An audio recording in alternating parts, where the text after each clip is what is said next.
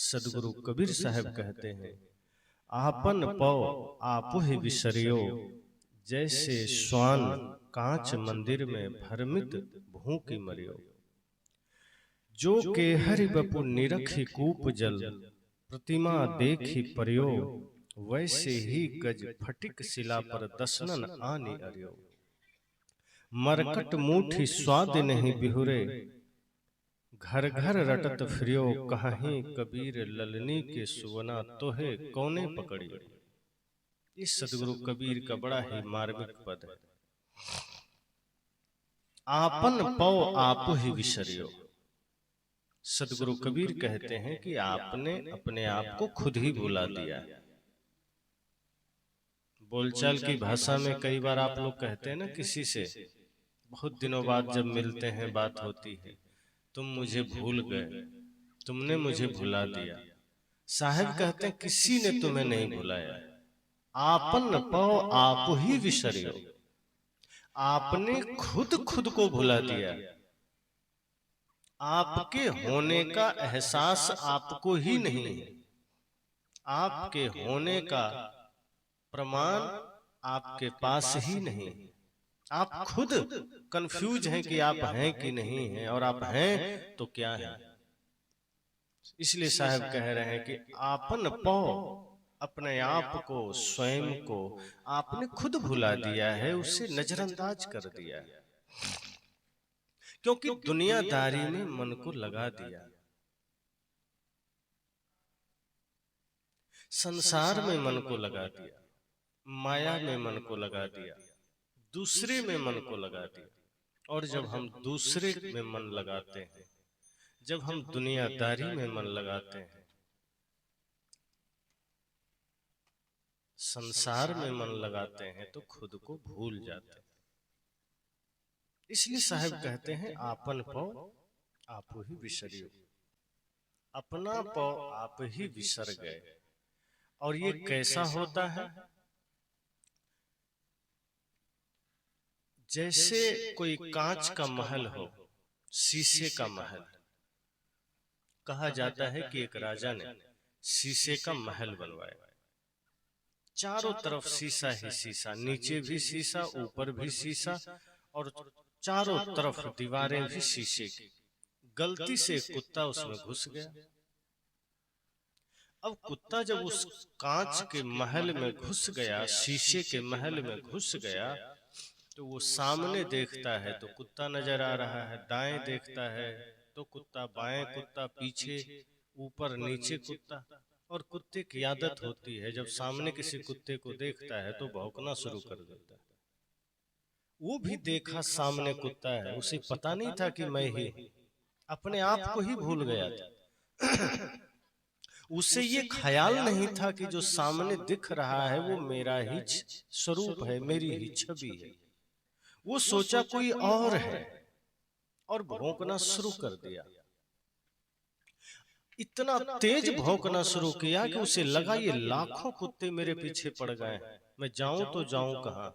जिधर दौड़ता उधर कांच टकरा जाता, दाएं भागता तो कांच में टकरा जाता, बाएं भागता तो टकरा जाता, ऊपर छलांग लगाने की कोशिश करे तो टकरा जाता।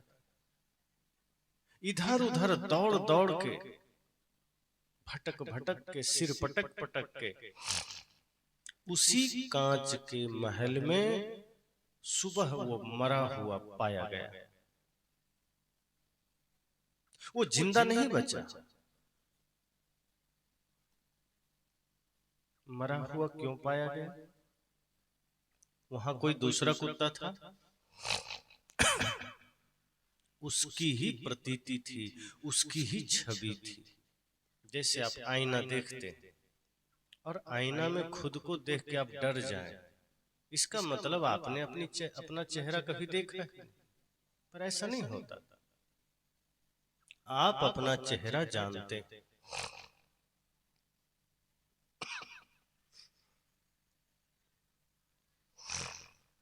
आप खुद को जानते हैं, इसलिए आप दर्पण देख करके ये जान लेते हैं कि मेरा ही चित्र है, मेरी ही छवि। पर कुत्ता अपने आप को नहीं जानता, इसलिए वो शीशे के महल में भोंक भोंक करके भटक भटक के मर जाता है। साहब कहते हैं ये हालत हर जीव की है।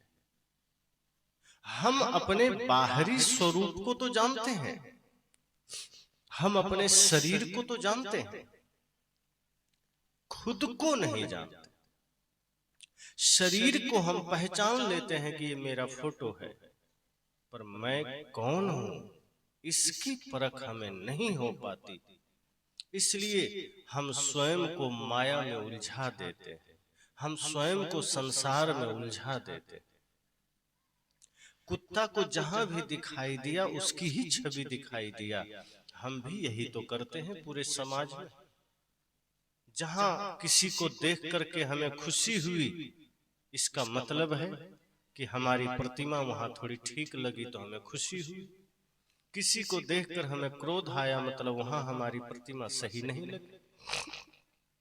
हम खुद को ही देख करके क्रोधित होते हैं, हम खुद को ही देख करके हंसते हैं, हम खुद को ही देख करके दुखी होते हैं।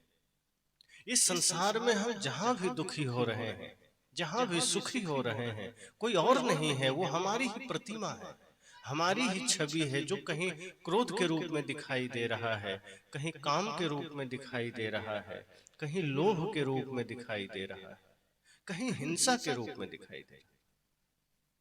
हमारे भीतर जब हिंसा की प्रवृत्ति जागृत होती है तो सामने हिंसा नजर आती है।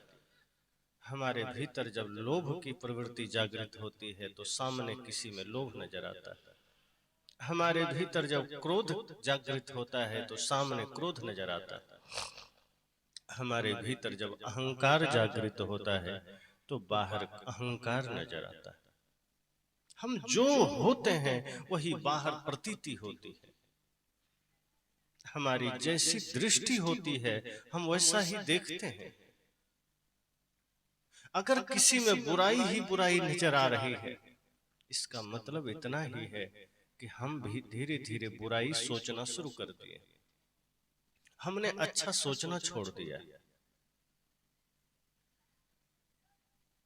साहब कहते हैं अपने आप को आदमी भुला दिया, अपने स्वरूप को भुला दिया, खुद को भुला दिया।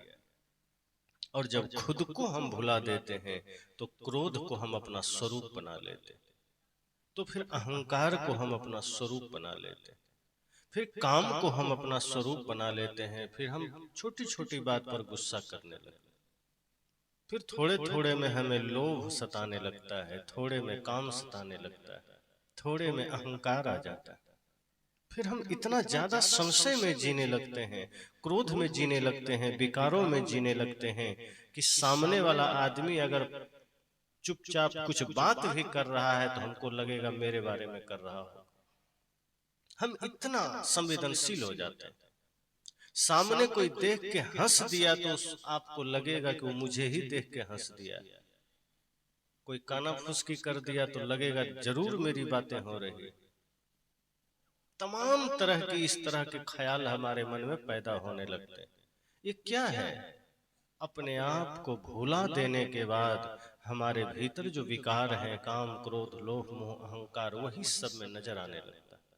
हम उसी को देखने लगते हैं, क्रोध की दृष्टि से, काम की दृष्टि से, लोभ की दृष्टि से, अहंकार की दृष्टि से।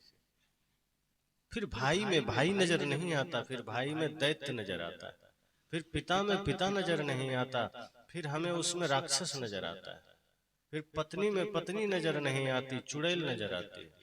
लोग एक दूसरे के साथ यही तो कर रहे हैं। फिर पड़ोसी में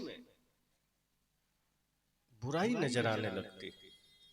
और ऐसा क्यों होता है? क्योंकि हम खुद को भुला दिए, हम दूसरे को देखने लगे। जब हम स्वयं को जान लेते हैं तब हम खुद को देखते हैं, स्वयं को समझते हैं। और जब हम अपनी बुराई देख लेते हैं, जब हम अपनी कमियां देख लेते हैं,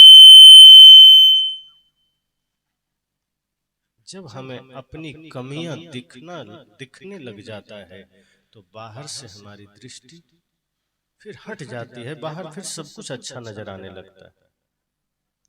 संतों ने कहा है संसार गंदा नहीं है, गंदा हमारी सोच है, हमारी आंख है, जो हम बाहर गलत देखते हैं। जब हम अपनी आंखें ठीक कर लें तो पूरा संसार बढ़िया है। किसी के लिए एक ही परिवार में सबको ही अच्छा नजर क्यों नहीं आता?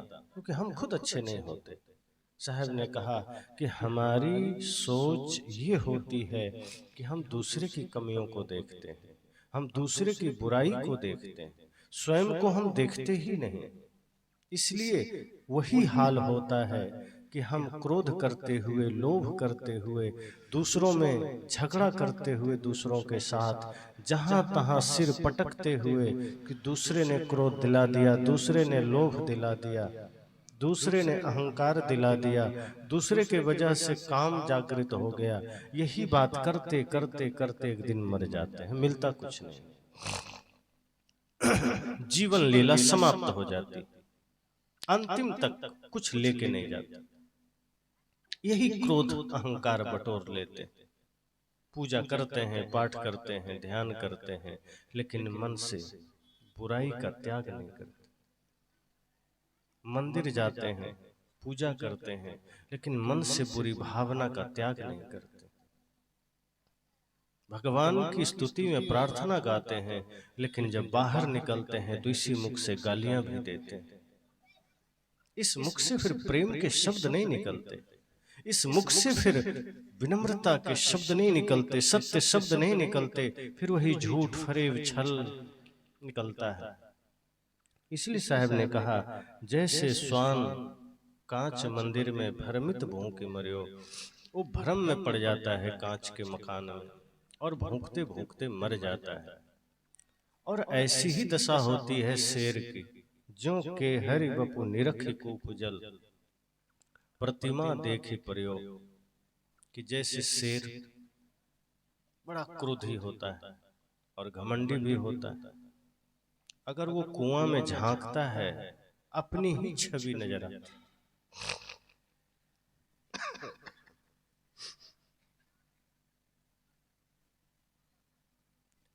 तो कुआं में देखने के बाद जब उसे लगता है अपनी ही छवि देख के कि कोई दूसरा शेर हम पर हमला करने वाला है, अब उस समय उसका अहंकार और उसका क्रोध उसको रोकता नहीं।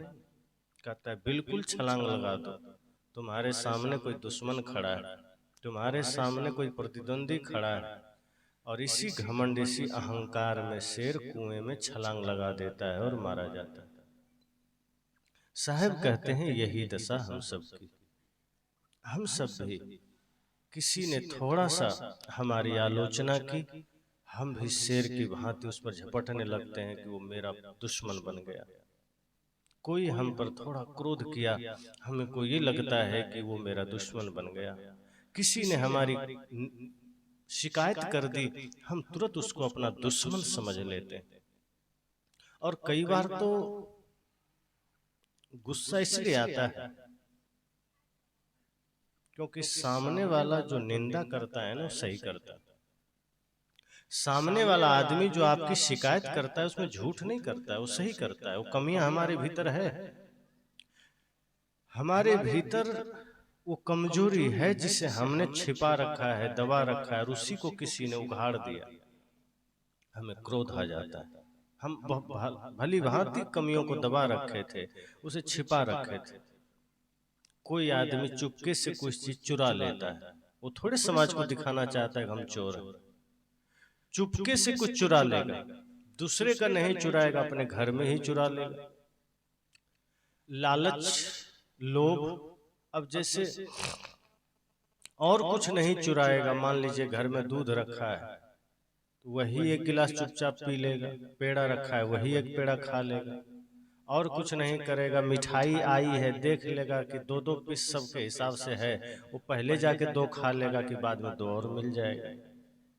मन ये भी तो कर रहा है, लालच तो पैदा कर रहा है। माताएं अपने बच्चों को भोजन करा रही है, दूध पिला रही है, दूध जो गाय का दूध है उसको परोस रही है। अपना बच्चा है, दो बच्चे के बाद शुरू में देवर का या जेठ का बच्चा है, देवरानी का, जेठानी का, तो जो दूध में मलाई पड़ती है छाली, वो कोशिश करती है कि छाली इसके थाली में ना चला जाए, इसलिए डब्बू से उसको रोक लेती है कि इसको बिना छाली वाला दूध देते। और जैसे ही बेटे की थाली के सामने आती है, पूरा मलाई एक साथ गिरा देती। क्या है ये? मानसिक लोभ है। और ये सबसे भयंकर, अपना बेटा सामने आया तो उसमें सारा मलाई उड़ेल दिया, और भाई का बेटा है तो वहां हटा दिया, साइड कर दिया, उसके थाली में ना चला जाए। मतलब इस छोटे से दूध परसने में भी आपने वहां पक्षपात कर लिया कि वो मेरा है, ये तेरा है।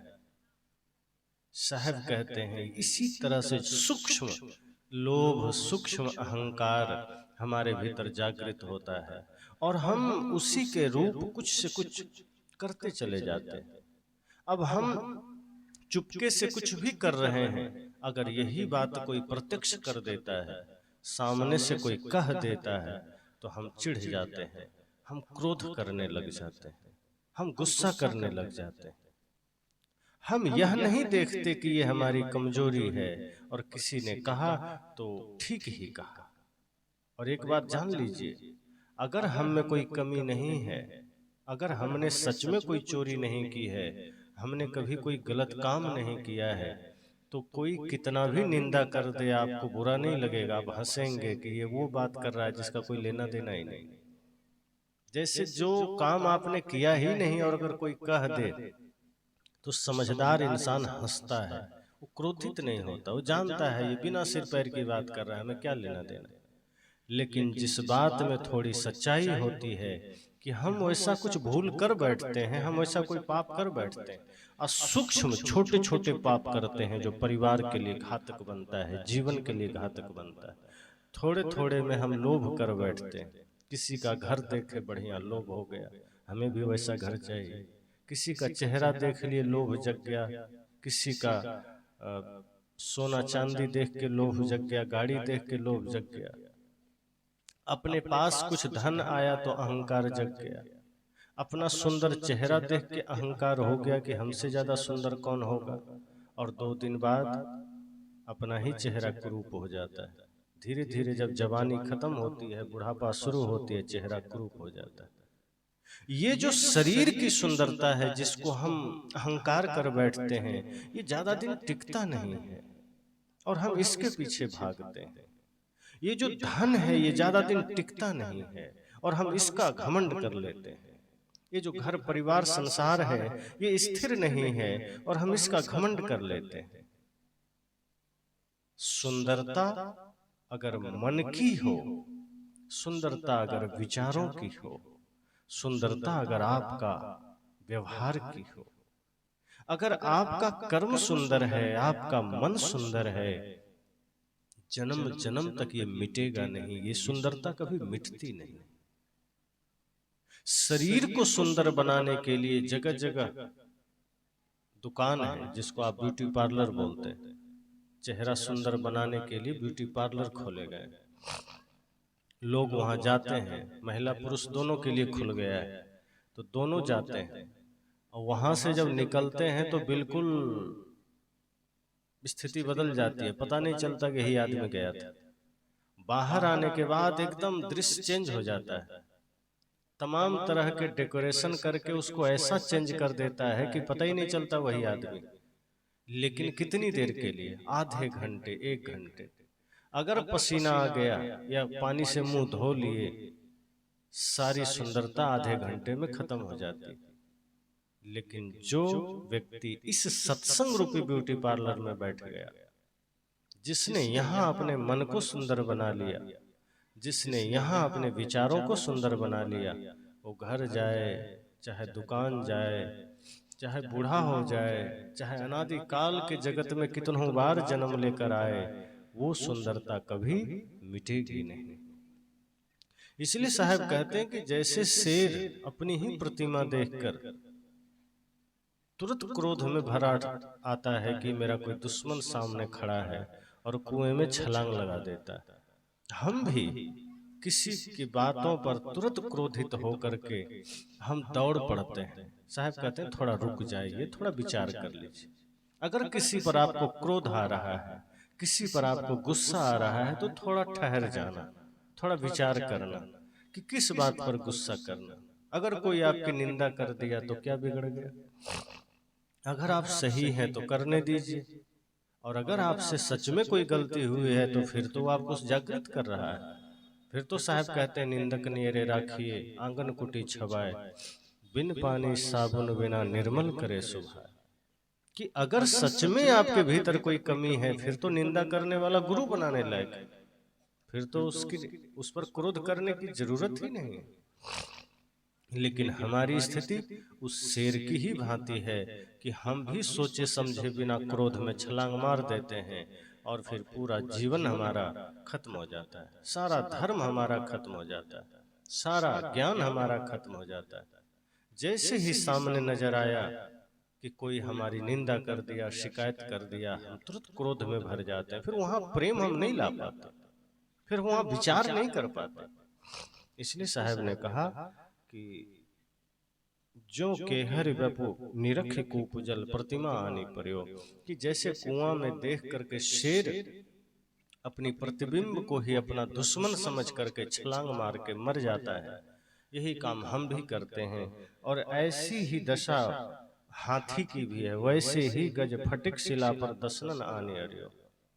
हाथी एक स्फटिक पत्थर होता है, उसको देखते ही हाथी उसमें अपना सूंड, अपना सिर, अपना दांत पटकने लगता है।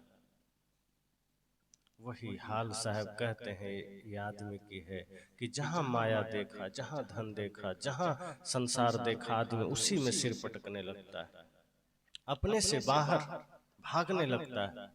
और जहां जीवन में दुख है और हम दुखी हैं, तो हम दुख मिटाने की चेष्टा नहीं करते, हम अपने मन के विकारों को मिटाने की चेष्टा नहीं करते हैं, हम अपने मन से क्रोध को मिटाने की चेष्टा नहीं करते हैं। हम सोचते हैं मंदिर में बैठ के 2 घंटा पूजा कर लेंगे, हमारा सारा कष्ट दूर हो जाएगा। मंदिर में बैठने से आपका क्रोध नहीं मिटेगा। क्रोध मिटेगा ध्यान से, क्रोध मिटेगा सत्संग से, क्रोध मिटेगा बढ़िया चिंतन से, संतों के संग से। और वो हम करते ही नहीं। हमको सबसे सस्ता, सबसे सरल लगता है किसी मंदिर में, गंगा में किनारे बैठ जाएं, मंदिर में बैठ जाएं, सारा विकार मिट जाएगा। मिटता नहीं। साहब ने कहा ये हाथी की दशा है। और मरकट मुठी स्वाद नहीं बिहुरे, घर घर रटत फिरो। आगे साहब कहते हैं कि जैसे बंदर, सब लोग जानते हैं बंदर भी बड़ा लालची होता है। उसको फंसाने के लिए जो शिकारी होता है, वो जमीन में घड़ा को गाड़ देता है, मिट्टी के घड़े को, और उसमें चना डाल देता है। अब बंदर की प्रवृत्ति ऐसी होती है, वो इतना लोभी होता है, इतना लालची होता है कि हाथ डालता है तो हाथ तो सीधे उसका चला जाता है, लेकिन जब हाथ में वो चना भर लेता है मुट्ठी भर के, तो मुट्ठी बंध जाने के बाद उसकी मुट्ठी घड़े के मुख से बाहर नहीं निकलता, सीधा चला जाता है, मुट्ठी बाहर नहीं आता। अब थोड़ी सी समझदारी अगर हो तो चना छोड़ करके मुट्ठी खोल करके भाग जाए, लेकिन वो इतना लोभ उसको होता है कि मुट्ठी कभी छोड़ता नहीं है, भले ही शिकारी उसको पकड़ ले। और वो घड़ा लिए लिए घूमते फिरता है, लेकिन मुट्ठी नहीं खोलता है कि चना न चला जाए। यही दशा संसार के लोगों का। धन को पकड़कर हम मुट्ठी बांधे रहते हैं, पद को पकड़कर मुट्ठी बांधे रहते हैं। काल आकर के हमें चोट कर रहा है, जीवन में दुख हमें चोट कर रहा है, हमारे जीवन में पीड़ा आ रही है, लेकिन हम लोभ के वश पड़ करके संसार के पद प्रतिष्ठा को, धन को, शरीर की आसक्ति को मुट्ठी में बांधे हुए हम पड़े हुए। संत कहते हैं कि छोड़ दो लालच, छोड़ दो मोह। तो आदमी क्या कहता है, नहीं, इसी अवस्था में कुछ ऐसा सूत्र बता दीजिएगा हम सुख से जी सकें।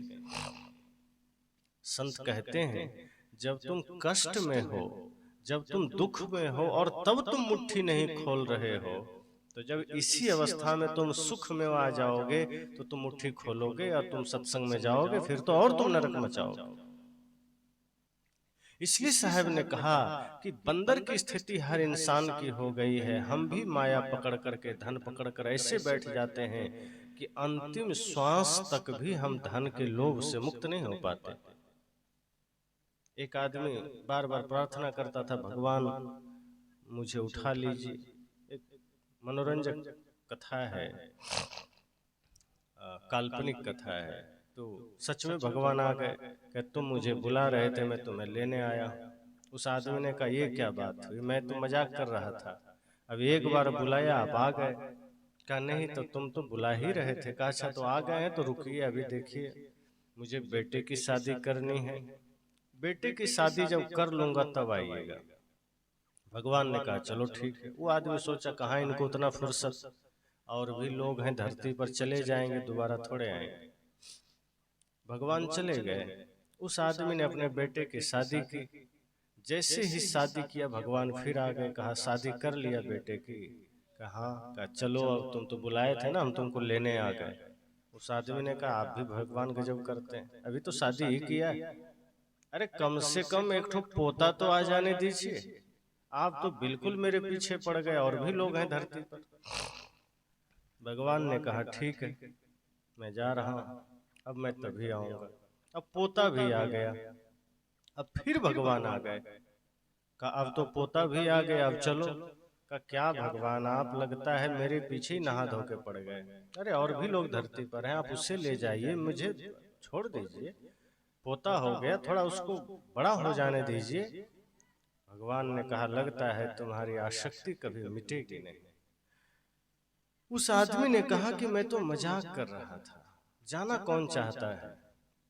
थोड़ा सा दुख मिला तो मन में आ गया कि चलो भगवान को याद कर लें, इसलिए मैंने याद कर लिया, वरना हम यही ठीक हैं, आप जाइए। और वो नहीं गया। ये एक काल्पनिक कहानी है, पर ऐसी स्थिति सबके जीवन में आती है। कितना भी दुख आ जाए आदमी कहता है हे प्रभु मुझे उठा लो, लेकिन सच में मौत सामने आ जाए तो हर आदमी कांपने लगता है कि कैसे भी करके हमको स्वस्थ कर दो, कैसे भी करके हमको सही कर दो, लेकिन हमको मरना नहीं। साहब ने कहा वही बंदर वाली स्थिति है कि हम भी संसार को पकड़े रहते हैं, हाथ में कस के मुट्ठी बांधे रहते हैं, हम छोड़ना नहीं चाहते। और अंत में क्या होता है, काल हमको पकड़ लेता है। जैसे बंदर को शिकारी पकड़ लेता है, वैसे ही काल हमको पकड़ लेता है। अंत में साहब कहते हैं कहीं कबीर ललनी के सोना तोहे कौने पकड़ियो। यहाँ साहब बड़ा मजाक के भाव में कह रहे हैं। सुग्गा को फंसाने के लिए व्याधा क्या करता है, एक लकड़ी उधर गाड़ दिया, एक खूंटा इधर गाड़ दिया, बीच में रस्सी बांध देता है, और उस रस्सी में कुछ लकड़ियां ऐसे फंसा देता है, ऐसे ऐसे करके। सुग्गा जब उस लकड़ी को देखता है, रस्सी तो पतली होती दिखाई देती नहीं, और वहां मिर्च उर्च लटका देता है सामने, तो उस मिर्च के लोभ में उसी लकड़ी को समझता है सहारा और उस पर बैठता है। लेकिन जैसे ही बैठता है तो लकड़ी तो रस्सी पर है, उसमें कोई सहारा तो है नहीं, तो बैठते ही वो उलट जाता है, और जैसे ही उलटता है तो सुग्गा जो ऊपर था वो उलट के नीचे हो जाता है। अब जब नीचे हो जाता है तो आकाश ऊपर दिखता है, नीचे हो गया। अब उसको लगता है कि मैं तो फंस गया, जैसे ही मैं रस्सी छोड़ूंगा मैं नीचे चला जाऊंगा, भयंकर गिर जाऊंगा, मर जाऊंगा। और इसी डर से वो रस्सी छोड़ता ही नहीं और शिकारी पकड़ लेता है। साहब कह रहे हैं कहीं कबीर ललनी के सोना तो है कोने पकड़ियो। अब सोचिए उस सुग्गा को कोई पकड़ा है, उसने खुद रस्सी को इस तरह से पकड़ा है कि वो रस्सी उलट गई है। अब वो डर गया कि कोई हमको पकड़ लिया, कोई पकड़ा नहीं है। जैसे मैं ये माइक को पकड़ लूं और मैं कहूं क्या करूं, ये माइक मुझे छोड़ता ही नहीं, तो आप कहेंगे तो बहुत साधारण सी बात है, आप पकड़े हैं, आप चाहें तो छोड़ सकते हैं। हम कहें नहीं ये माइक हमको पकड़ा है, आप सब कहेंगे नहीं आपने माइक को पकड़ा। बात सही है कि माइक हमको नहीं पकड़ा है, हमने पकड़ा है, हम जब चाहें इसको छोड़ सकते हैं। साहब कहते हैं उसी तरह से माया ने आपको नहीं पकड़ा है, आपने माया को पकड़ा है। आसक्ति को आपने पकड़ा है, चाहे धन की हो, शरीर की हो, पद की हो, उन सारे बंधनों को, उन सारे आसक्ति, उन सारे मायाओं को आपने पकड़ा है। और जब आप खुद पकड़े हैं तो आप किसको दोष दे रहे हैं कि माया ने हमको पकड़ रखा है? आपको किसी ने नहीं पकड़ा है, आपने माया को पकड़ा है। जिस दिन आप चाह लेंगे कि हमको सारे दुखों से मुक्त होना है, माया से मुक्त होना है, उस दिन सद्गुरु का ज्ञान आपको समझ में आएगा कि सद्गुरु जो बात बता रहे हैं, संत जो बात बता रहे हैं, वो बड़ी बड़ी साफ है, बड़ा क्लियर है। इसलिए किसी ने कहा है, जब मौत का दिन आएगा तुम्हें याद हो कि ना याद हो, दुनिया में दिल को लगा दिया, हरि के भजन को भुला दिया, मानुष जन्म को रुला दिया, तुम्हें याद हो कि न याद हो। दुनिया में दिल को लगा दिया, हमने खुद दिल को लगाया है, हमने खुद माया में दिल को लगाया है, हमने खुद माया में मन को लगाया है। हम जब चाहें छोड़ सकते हैं। सिद्धार्थ ने जब चाहा छोड़ दिया, सदगुरु कबीर ने छोड़ दिया, मीरा ने छोड़ दिया। हम भी माया को खुद पकड़ते हैं। आज जितने भी दुख हैं जीवन में, जितने भी कष्ट हैं जीवन में, वो किसी ने दिया नहीं है। आप सोचते हैं भगवान ने हमको कष्ट दिया है। भगवान कष्ट देंगे तो भगवान कहाँ के रहे? जो व्यक्ति आपको कष्ट देगा वो भगवान नहीं हो सकता, फिर वो शैतान होगा। कष्ट हमने खुद स्वयं को दिया है, बाहर से कोई आपको दुख नहीं दिया है, किसी ने कष्ट नहीं दिया है। इसलिए स्वयं को ध्यान में उतारिए, सत्संग में उतारिए, मन को निर्मल बनाइए, फिर आप देखेंगे कि आपके जीवन में कोई दुख नहीं, कोई दर्द नहीं।